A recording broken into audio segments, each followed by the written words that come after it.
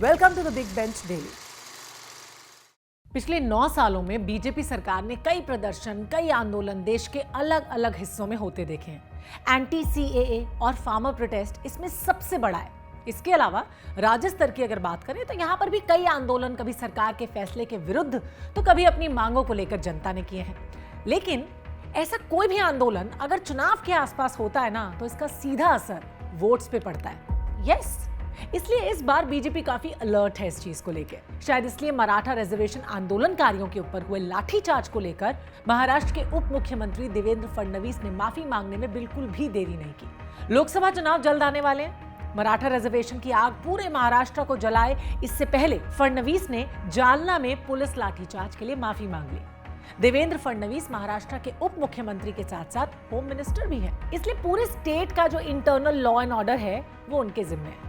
मराठा प्रदर्शनकारियों पे पुलिस के लाठीचार्ज को लॉ एंड ऑर्डर का फेलियर मानते हुए फडणवीस ने ये माफी मांगी। साथ साथ उनके ऑफिस से ये भी अपडेट दिया गया कि उन्होंने मराठा आंदोलन के नेता मनोज जारांगे पाटिल से फोन पे बात की है। वैसे महाराष्ट्र के उप मुख्यमंत्री और पूर्व मुख्यमंत्री का क्षमा मांगना बहुत कुछ बताता है। फडणवीस भले ही महाराष्ट्र में उप मुख्यमंत्री के रोल में अभी हैं, लेकिन महाराष्ट्र के सीएम एकनाथ शिंदे के मुकाबले उनका एक्सपीरियंस काफी ज्यादा है।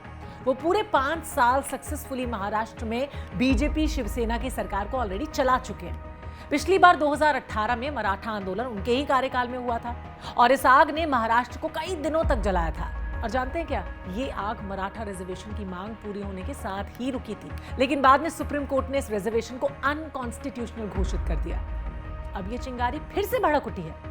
वहीं दूसरी तरफ अगर बात करें मुख्यमंत्री एकनाथ शिंदे की, तो वो भी मराठा रिजर्वेशन की मांग पे सहमत हो गए हैं। सीएम शिंदे ने कहा कि सरकार का ऐसा मानना है कि मराठा कम्युनिटी को रिजर्वेशन तो मिलना ही चाहिए और इसके लिए सरकार काफी सीरियसली काम भी कर रही है। इसके लिए स्पेशली एक टास्क फोर्स बनाया गया है जिसमें हरीश साल्वे जैसे बड़े वकील शामिल हैं और बहुत जल्द इस मुद्दे का हल निकाल लिया जाएगा। ये रिपोर्ट 1 महीने में पेश होगी और ऐसा भी कहा जा रहा है कि इस रिपोर्ट में मराठवाड़ा इलाके के मराठा कम्युनिटी को कुणबी कास्ट सर्टिफिकेट देने पर चर्चा होगी। हमने आपको पहले भी एक रिपोर्ट में बताया था, आई डोंट नो आपको याद है कि नहीं, कि कुणबी जाति मराठी कम्युनिटी का ही एक सब कास्ट माना जाता है। कुणबी जाति को पहले ओबीसी स्टेटस मिला हुआ है क्योंकि सुप्रीम कोर्ट ने रिजर्वेशन के कोटा की 50% की लिमिट को बढ़ाने से मना कर दिया।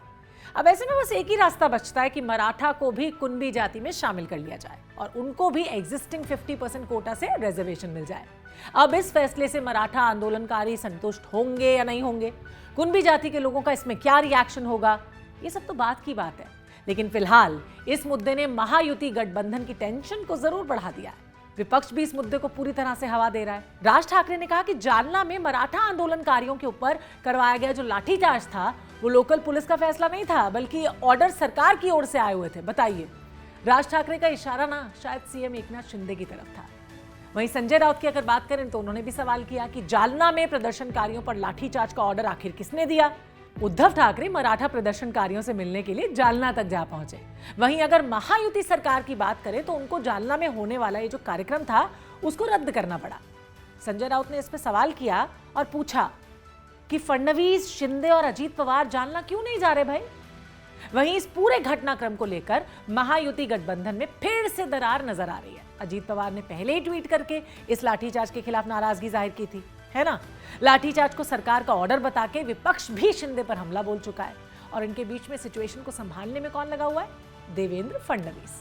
और जानते हैं क्या, अगर ये दरार और गहरी हुई तो गठबंधन की सरकार के लिए ये तो खतरे की घंटी जैसा ही हुआ। हो सकता है कि सिचुएशन को संभालने के लिए किसी एक को बलि का बकरा बनना पड़ जाए। अब ये बलि का बकरा शिंदे होंगे या अजीत पवार होंगे, ये तो आने वाला वक्त ही बताएगा। लेकिन अगर हम महाराष्ट्र के उप मुख्यमंत्री देवेंद्र फडणवीस का ट्रैक रिकॉर्ड देखें तो उससे चांसेस तो यही हैं कि वो हर सूरत में सिचुएशन को संभालने की कोशिश करेंगे, ठीक है, क्योंकि उनके ऊपर महाराष्ट्र की इस गठबंधन सरकार को चलाने का काफी ज्यादा प्रेशर है। लेकिन अब द बिग बेंच में बैठ के सोचने वाली बात यह है कि क्या आने वाले 1 महीने के लिए मराठा रिजर्वेशन का मुद्दा शांत हो गया? और अगर शांत हो भी गया तो क्या सरकार 1 महीने के अंदर इसका फुल एंड फाइनल सोल्यूशन निकाल पाएगी? आप इस बारे में क्या सोचते हो, हमको कमेंट्स करके बताओ। चैनल को सब्सक्राइब करने के लिए नीचे सब्सक्राइब बटन है, उसको प्रेस कर दो। और इस तरह की और स्टोरीज देखनी है ना, then keep watching the big bench. बैठ के सोच।